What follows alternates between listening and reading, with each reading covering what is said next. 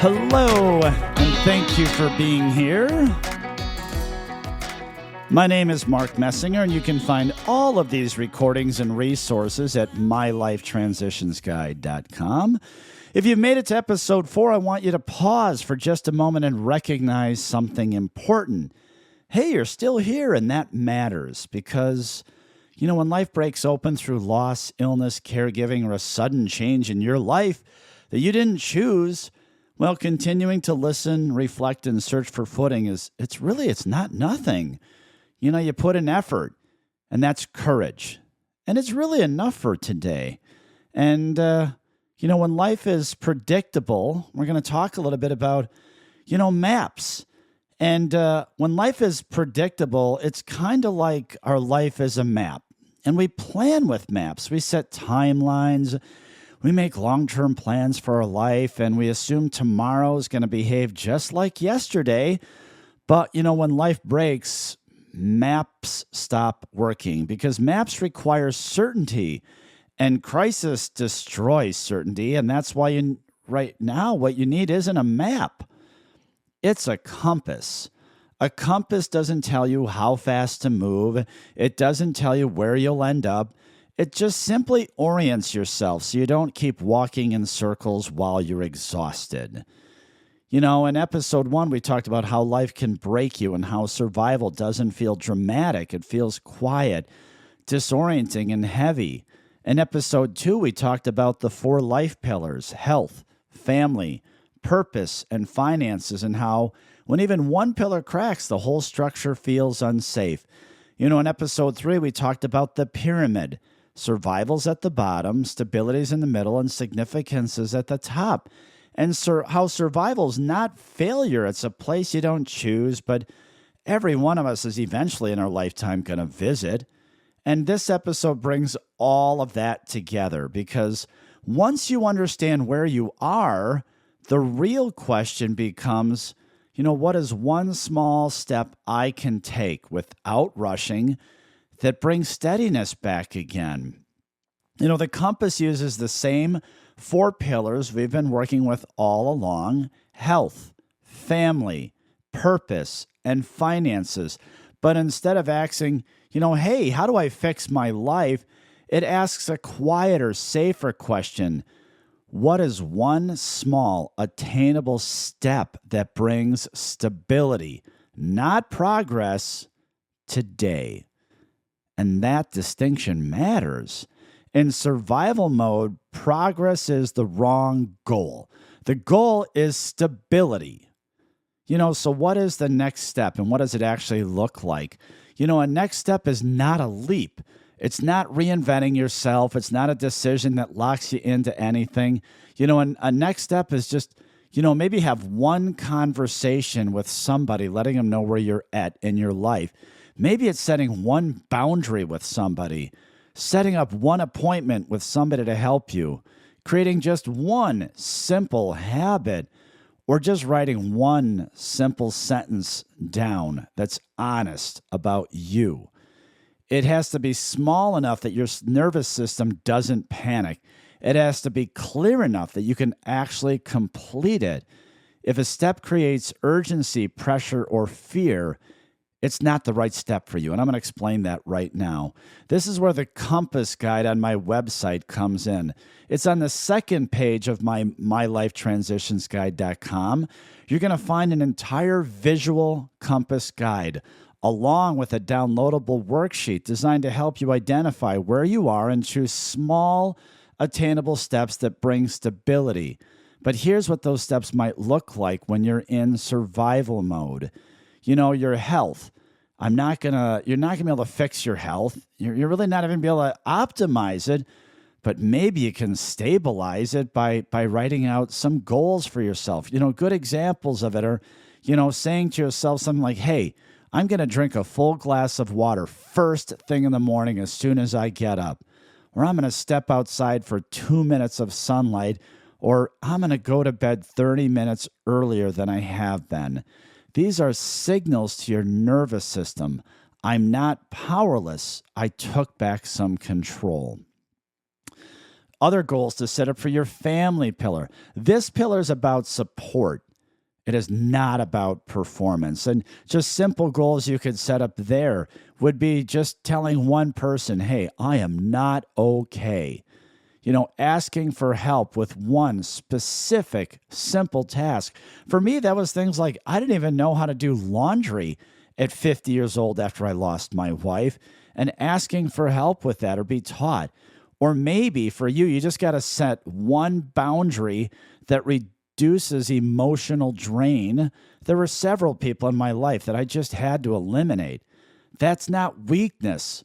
That's load management. In the third pillar, that's purpose. And purpose in survival mode is not inspiration. It's orientation. Simple examples of what you can do in survival mode to set some very simple goals.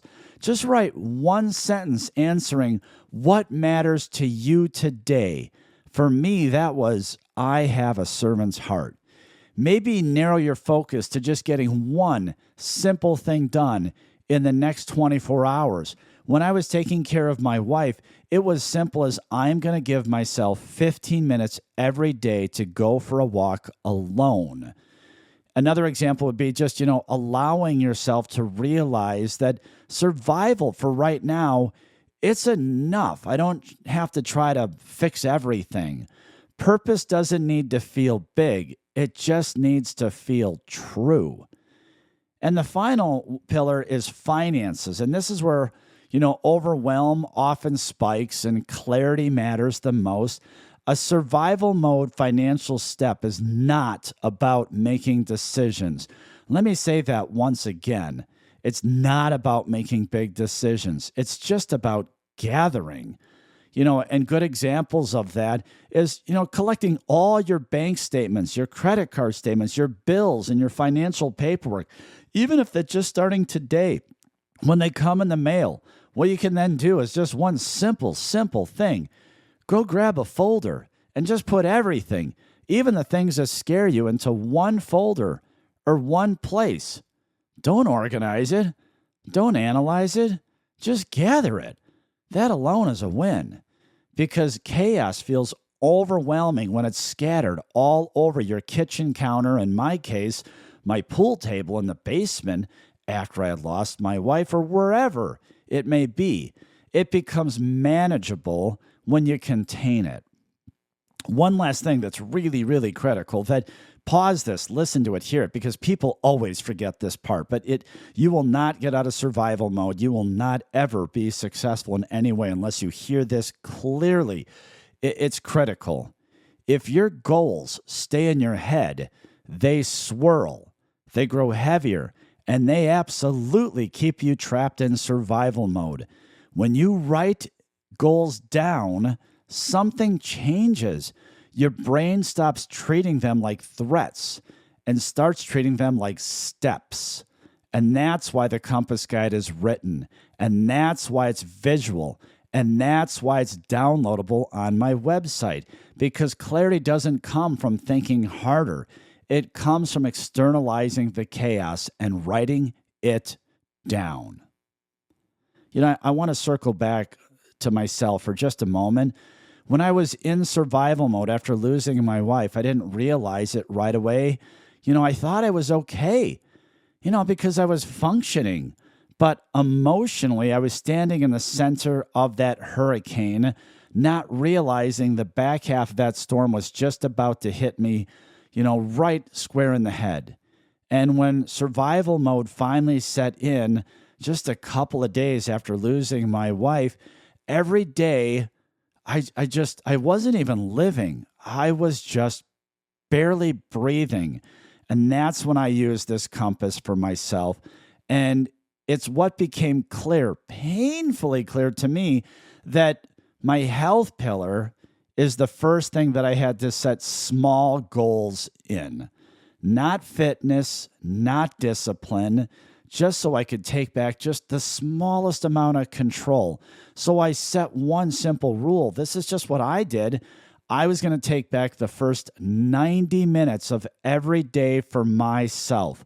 That was my life ring out in the water that I gave myself. And inside those 90 minutes, the goals were really simple. I was going to drink 12 ounces of water. I was going to get 2 minutes of sunlight in my body. That sunlight wasn't about vitamin D. It was psychological. It told my nervous system, I have agency. I'm now taking back control, and I'm not drowning today. And now in those 90 minutes every day, I have an entire routine. But that's how survival begins to loosen its grip on your life. And I'll say this briefly. In my day job, I'm a financial advisor. I've spent my career working in behavioral finance and human decision making. And here's what I know to be true. People make their best decisions after they feel steady, not before. And that's why this work isn't about advice. It's about orientation. If you ever want to know more about my professional background, well, you're welcome to look me up on your own. But that's not what this is about. This space, this recording stands on its own. The most important thing that I want you to remember about these 4 recordings is you don't climb out of survival by pushing harder. You climb out by choosing steadiness over speed. And the moment you realize, I might need a little bit of help, I need some structure, and I need to pause from going a million miles an hour and just look at the world in front of me and what I need to do for myself, well, then you're already moving. And that awareness is the first step, really. And if this is the first time you've realized I'm in survival mode, that doesn't mean behind. It means you finally see where you are today. And that's where healing actually begins.